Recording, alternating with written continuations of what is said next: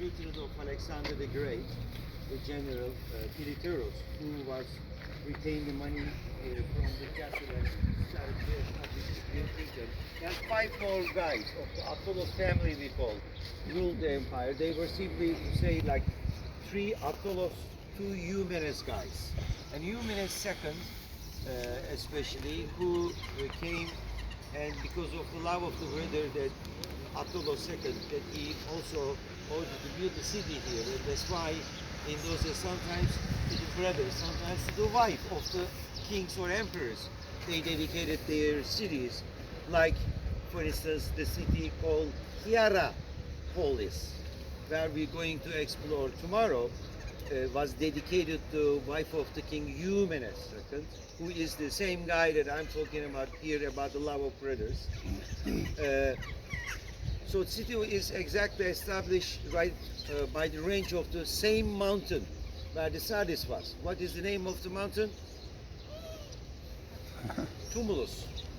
It's also the mountain range comes all the way down over here and by the river lake nearby.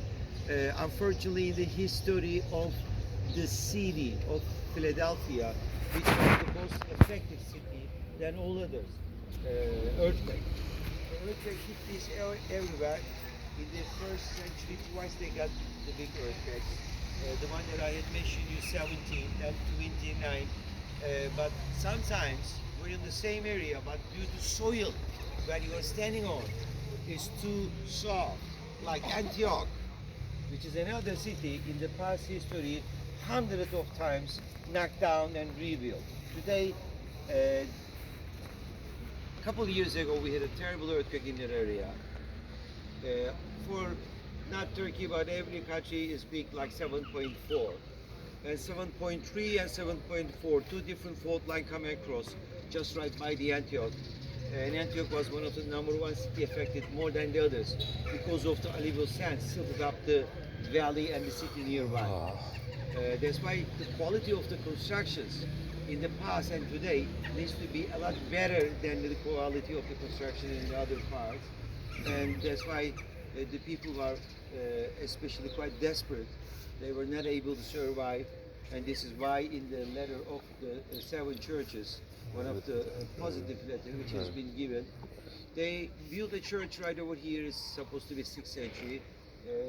Earlier foundations they built a temple down below can be seen here, and this also the big church, two-story, where the brick roof can be seen still up there from Byzantine period, which was laid down like left to right direction, which is west to east, and two more pillars were down under the houses today were standing.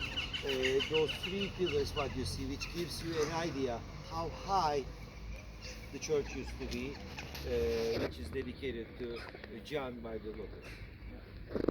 Unfortunately, not much to show you.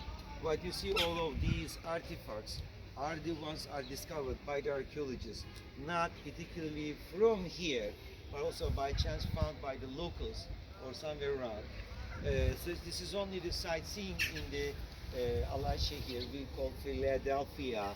That's why it's like a little open air museum where we've been coming more than 20 years, and these are always the same remains as we have. It looks the exact same as I was here 15 years ago. Nothing changed. And in fact, south of town. Right down below. Yeah. Right down below by the slope of the hill where the Acropolis was supposed to be that area. Theater. yep. And in fact, I think I took a picture from over there and just showed with the minaret. You guys see the minaret right in the background. This is, of course, Christianity here, but then how times change. And even in the background of all of this, you have Islam who's risen in this particular area. But anyway, so I guess you want to share about this church? Hey, let me read the text. Come on in closer a little bit.